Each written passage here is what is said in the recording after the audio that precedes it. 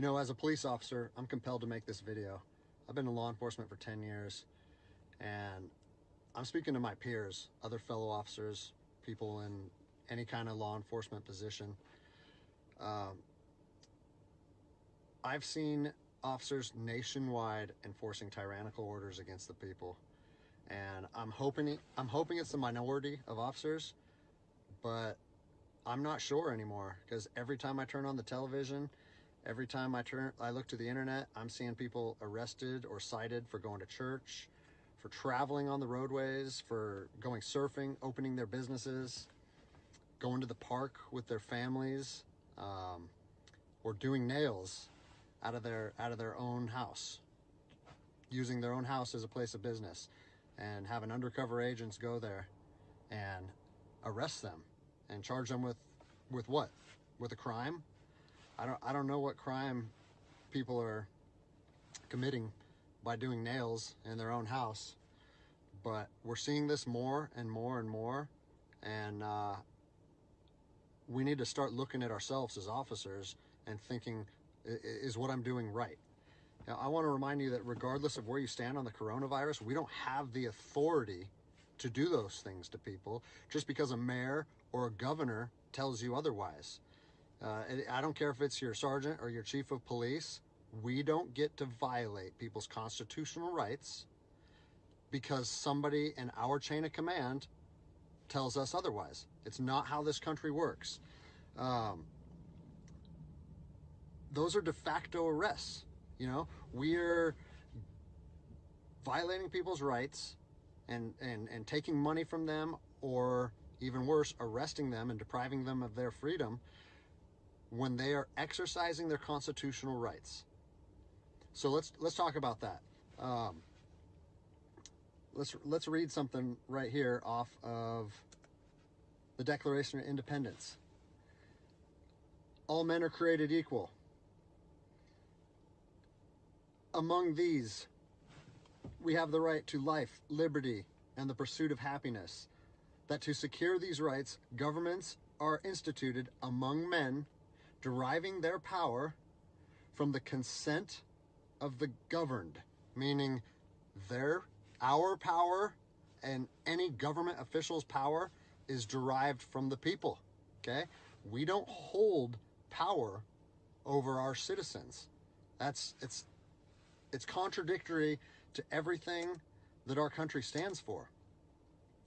And this is what I'm seeing. First Amendment rights, telling people they can't go to church, freedom of religion. Okay? Telling people they can't protest, freedom of assembly. Fourth Amendment violations, illegal traffic stops to check for papers. What are you, the Gestapo? Is this 1930s Nazi Germany? You don't get to stop people unless you have reasonable suspicion or probable cause that they have committed a crime. And I know people that have personally been stopped saying, we want to see papers showing that you're essential. David 2, copy a phone call. That is not how our job works, okay? What really has been pissing me off lately is the fact that these officers that are going out here and enforcing these tyrannical orders, what they're doing is they're making my job and my safety, or they're putting my job and my safety at risk. Because what you're doing is you're widening the gap between public trust and law enforcement officers. And what that's going to do is it's going to, I mean, look at what's happened to law enforcement in the last 10 years. Less and less public trust, and more often than not, that is a result of isolated incidents that get blown out of proportion. Well, they're not isolated anymore. They're happening every single day.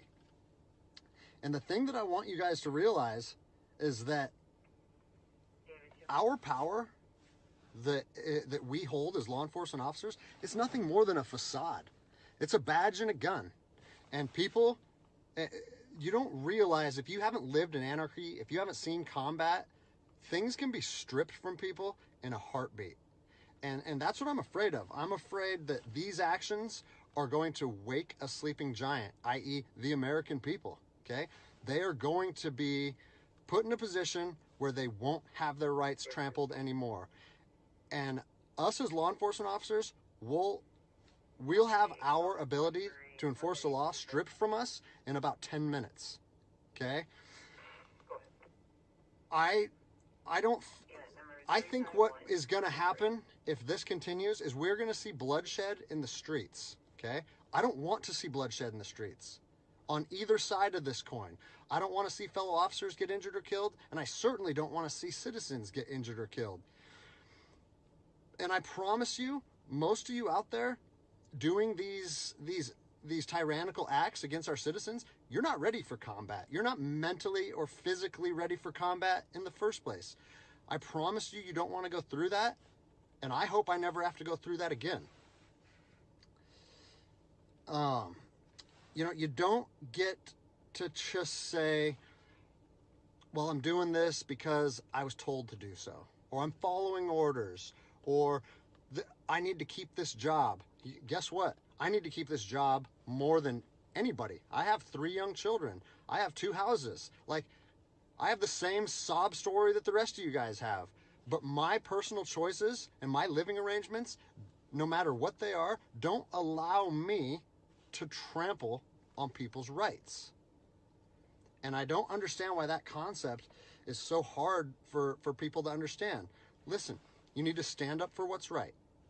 You need to, if you're part of a department or an agency that is asking people or asking their officers or their deputies to impose on people's rights and infringe on their freedoms, you need to step up and say, no, that's not me. That's not what I signed up for, and that's going against my oath. And if that costs you your job, so be it. At least you'll be able to look at yourself in the mirror at night. I've already expressed this to my department.